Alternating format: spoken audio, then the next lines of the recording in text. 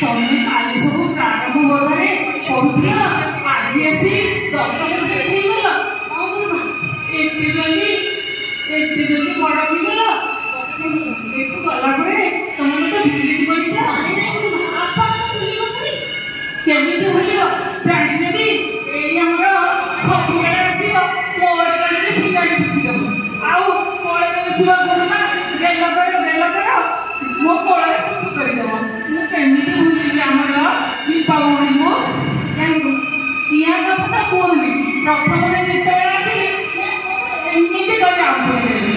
ତମ ଦିନକୁ ମୁଁ କେବେ ସବୁ କଥା ମନେ ରଖିଛି। ତମମାନଙ୍କ ସ୍ମୃତିର ମୁଁ ମନେ ଯେବେ ଯିବ ସବୁବେଳେ ମନେ ରଖିବି।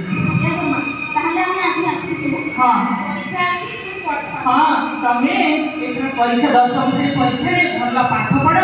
ଆମ ସରସ୍ୱତୀ ଶିଶୁ ବିଦ୍ୟାଳୟରେ ରାଜୀପାଠ କଲେ ନାଁ ରଖ। ଏତିକି ଭଗବାନ ପାଖରେ ଆଉ ଭଲ ମଣିଷ ହଉ। ମୋ ଆଶୀର୍ବାଦ ସବୁବେଳେ ତମମାନଙ୍କ ଉପରେ ଅଛି।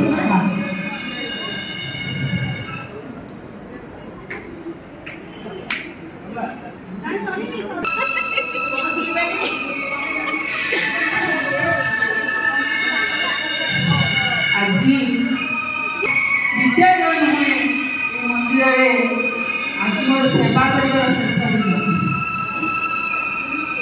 ଏ ବିଦ୍ୟାଳୟକୁ ମୁଁ କେବେ ବି ଭୁଲି ପାରିବିନି।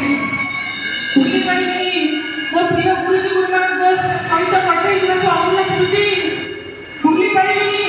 ମୋ ସେ ଆଦରଣ ଭୁଲି ମୋ ଶିଶୁ ଭାଇ ଭଉଣୀମାନଙ୍କର କଥାକୁ କାଲି ସକାଳୁ ଆଉ ସେଇଟାକୁ ଶୁଣିବିନି। ଗୁରୁମା ଏଠୁ ଯିବି। ଗୁରୁମା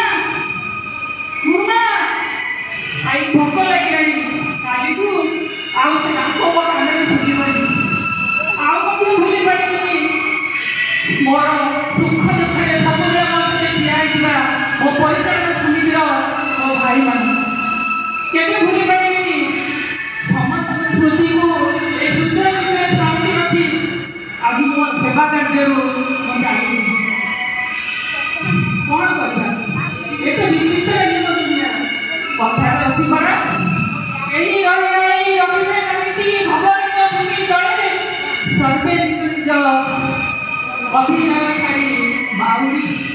ଏ କାଳ ବେଳେ ଆଜି ମୁଁ ବି ଚାଲି ଯାଉଛି, ହେଲେ ଏ ସମସ୍ତ ସ୍ମୃତି ମୋ ହୃଦୟ ଭିତରେ ରଖି ମୁଁ ଆଜି ଚାଲିଛି।